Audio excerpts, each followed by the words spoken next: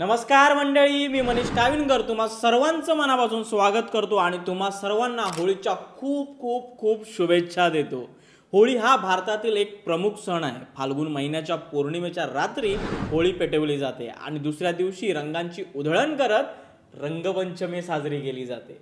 या सणाला वसंतोत्सव असेही म्हणतात, कारण हा वसंत ऋतूच्या आगमनाचे प्रतीक मानला जातो। तर मंडळी, याच सणाची संपूर्ण माहिती आजच्या भागात आपण जाणून घेणार आहोत। होळी या सणामागे चक्क 3 पौराणिक कथा आहेत। आजच्या भागात आपण त्या सर्व कथा जाणून घेणार आहोत, त्यामुळे हा भाग थोडा मोठा होऊ शकतो, पण तुम्हाला खूप काही शिकायला मिळेल याची खात्री मात्र मी नक्की देऊ शकतो।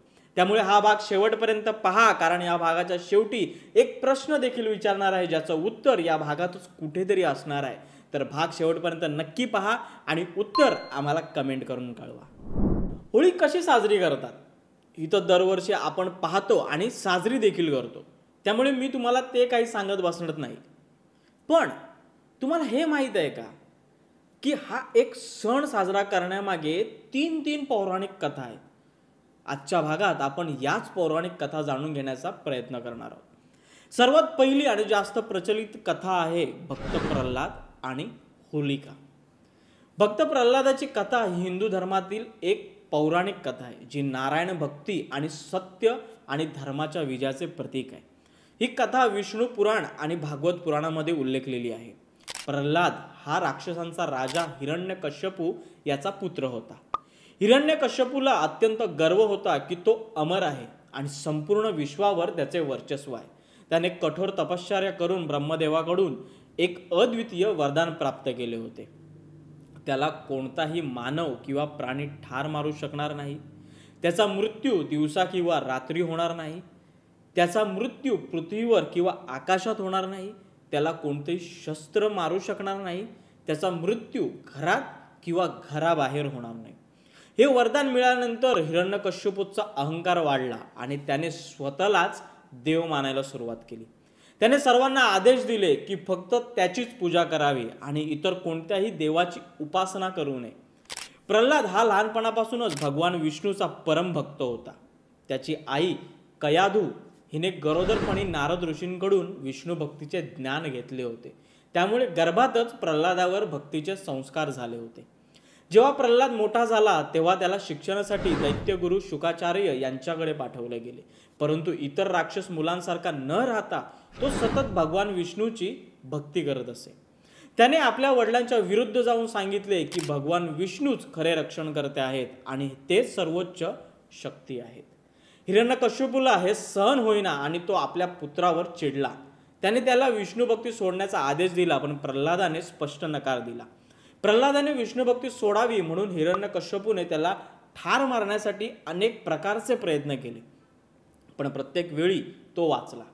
हिरण्यकश्यपूने प्रल्हादाला विष पाजण्याचा प्रयत्न केला, पण विषाचा त्याच्यावर काहीच परिणाम झाला नाही।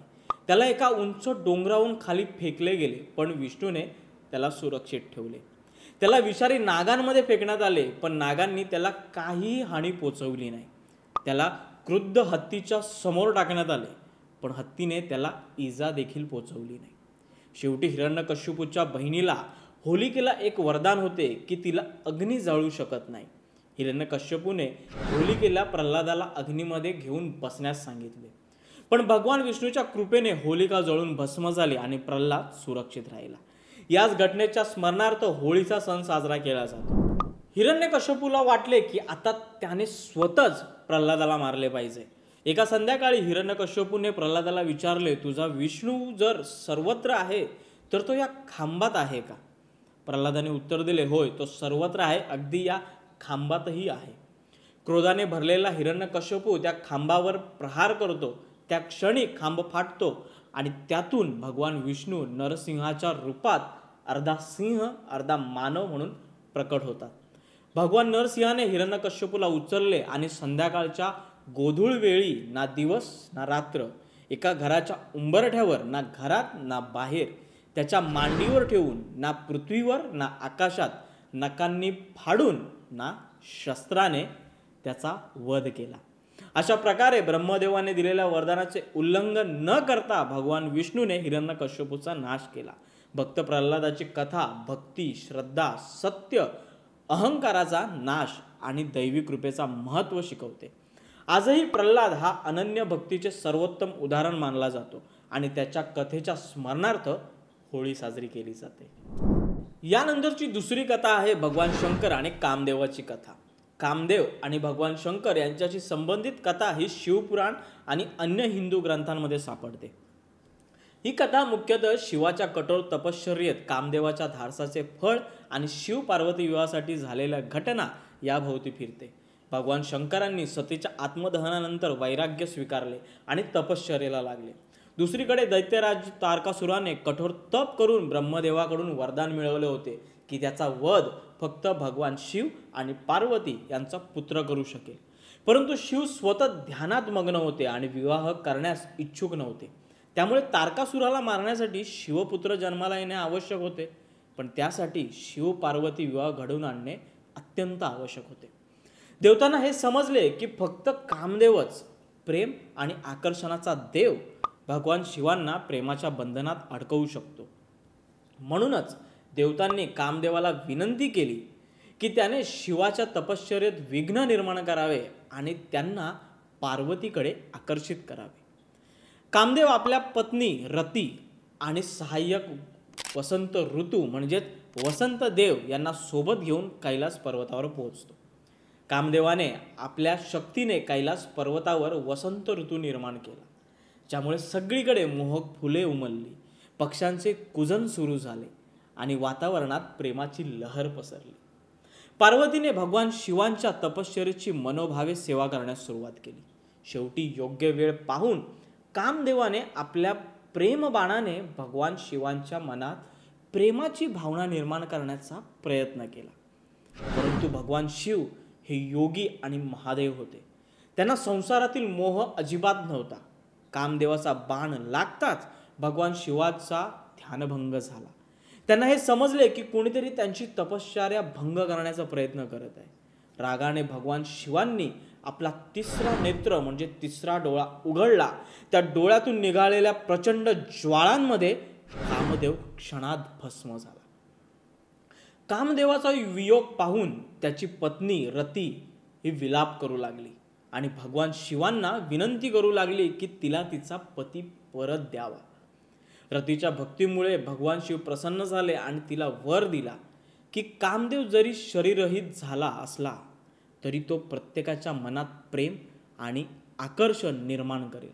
त्यामुळे आजही कामदेव अंशरूपाने जगात अस्तित्वात आहे, पण त्याला शरीर नाही.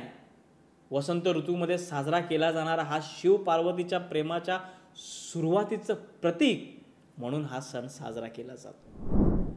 आता तिसरी आणि शेवटची कथा म्हणजे संपूर्ण जगाला प्रेमाचा रंग लावणारी राधा आणि श्रीकृष्णाची कथा.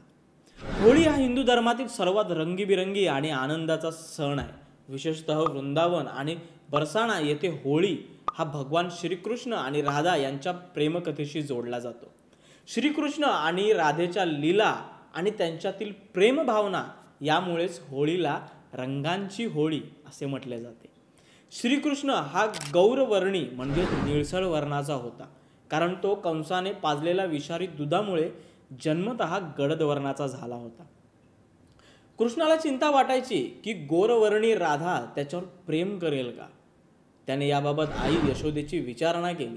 यशोदा मातेला कृष्णाच्या निरागस विचारांमुळे हसू आले आणि तिने कृष्णाला राधेला रंग लावायला सांगितले. कृष्ण गोकुळहून बरसाणाला गेला आणि त्याने राधेच्या गालांवर सुंदर रंग लावले. राधेनेही कृष्णावर रंग उधळला आणि अशा प्रकारे रंगांची होळी सुरू झाली. कृष्णाच्या या खेळामुळे गोकुळ, वृंदावन आणि बरसाणामध्ये रंगांची होळी मोठ्या उत्साहाने साजरी केली जाऊ लागली. आजही बरसाणामध्ये लठ्ठमार होळी खेळली जाते. लठ्ठमार होळी हा उत्तर प्रदेशातील मथुरा जिल्ह्यातील बरसाणा आणि नंदगाव या गावांमध्ये खेळला जाणारा एक अनोखा आणि पारंपरिक होळी उत्सव आहे.